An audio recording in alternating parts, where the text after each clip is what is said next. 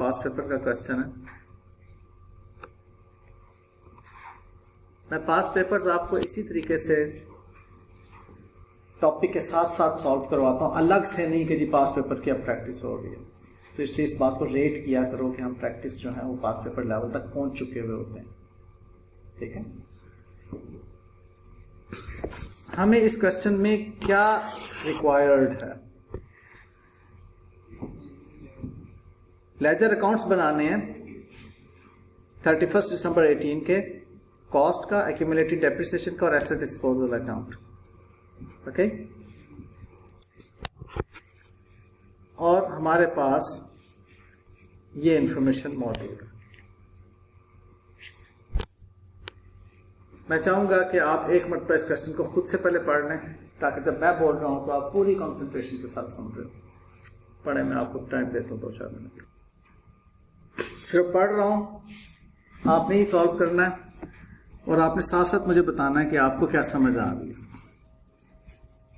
As on 1st January 18, balances of cost and accumulated depreciations were 12.7 million and 6.24 million. ये आपने asset का account, cost means PPE, asset का account draw किया उसकी debit side पर, और accumulated depreciation क्रेडिट साइड पे आपने उसके बैलेंसेस लिख दिए। उसके बाद 1st April 2018 means after 3 months an old machine having fair value of 340 was exchanged for a new machine. आपने ओल्ड मशीन की फेयर वैल्यू 340 उसने दी हुई है, उसको आपने एक्सचेंज किया एक नई मशीन के साथ। The balance of the purchase price was paid through a cheque. कितना? 680। ये आपने चेक के जरिए से पेमेंट भी की। ओके, तो मैंने आपको कहा कि जब आप अपनी फेयर वैल्यू ले रहे हो तो आप जो कैश दे रहे होंगे या ले रहे होंगे उसका इम्पैक्ट एसेट के अकाउंट में जाएगा। ठीक है, इससे आपने एसेट, नया वाला एसेट जो है वो डेबिट करना है मजीद।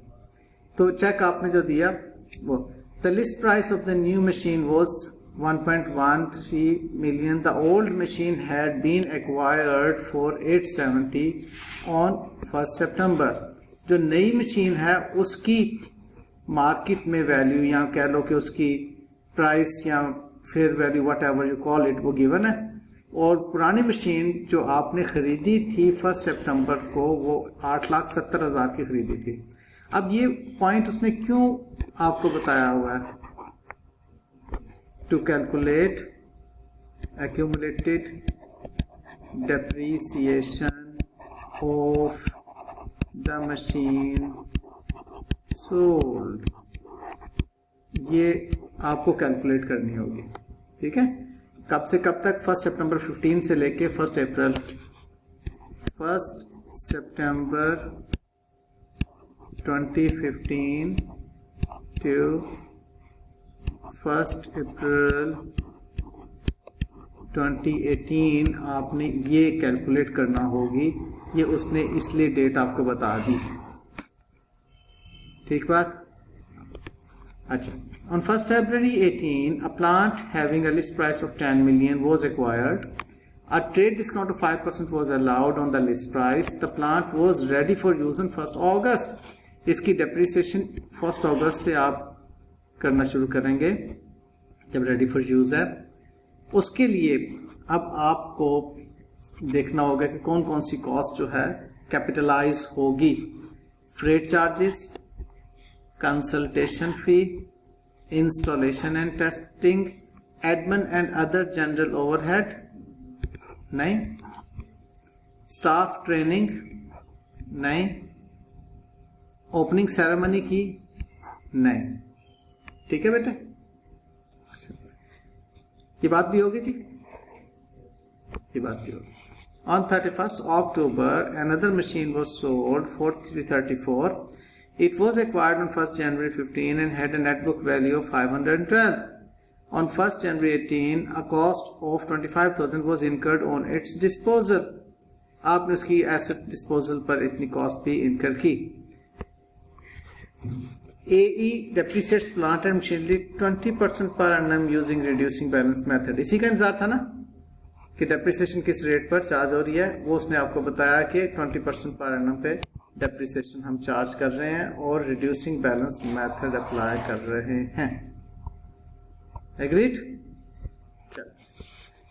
मेरा नहीं ख्याल कि कोई बहुत मुश्किल सवाल है, लेकिन एग्जामिनेशन में क्वेश्चन आया है। इसमें मुश्किल क्या है? Time management. इस तरह का सवाल स्टूडेंट को लगता है कि मुझे बहुत अच्छा आता है, लेकिन उसको टाइम मैनेजमेंट नहीं करना आती। ये क्वेश्चन आपको मैक्सिमम 30 मिनट्स के अंदर कंप्लीट सॉल्व करना है। हो जाएगा? नहीं? और इसको आपने घर में करना है और स्टॉप वॉच के साथ करना है। पहले 30 मिनट्स की आपने स्टॉप वॉच लगानी है, क्वेश्चन सॉल्व करना है। जहां पे 30 मिनट खत्म हो गए, स्टॉप राइटिंग। उसके बाद फिर आप 30 मिनट की स्टॉप वॉच लगानी, फिर ये वाला क्वेश्चन सॉल्व करना है बगैर देखे। अब ऑब्वियसली आपकी स्पीड तेज होगी, बहुत सी फिगर जुबानी ज़हन में होंगी। फिर 30 मिनट तक फिर ये वाला सवाल आपने सॉल्व करना और फिर देखना कि कितने मिनट में आपका क्या क्वेश्चन कहां तक पहुंचता है। ओके बेटे जी, ये वो टिप्स हैं जो स्टूडेंट नहीं प्रैक्टिस करता और फिर खुदा न खास्ता गलत रिजल्ट आता है। एग्जामिनेशन इन्वायरमेंट बना के पास पेपर के क्वेश्चंस को आपने सॉल्व करना। और एग्जामिनेशन इन्वायरमेंट और कुछ भी नहीं है सिवाय टाइम मैनेजमेंट के, और कुछ भी नहीं। एक महदूद टाइम के अंदर आपने उसको सॉल्व करना होता है। ओके, आई गेस आज के लिए इतना ही काफी करते हैं, ठीक है। और ये आपका होमवर्क मैं इधर लिख देता हूँ, this is your homework.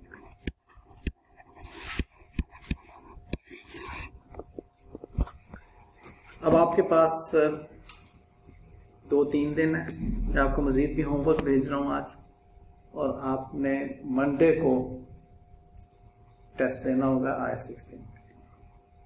Thank you.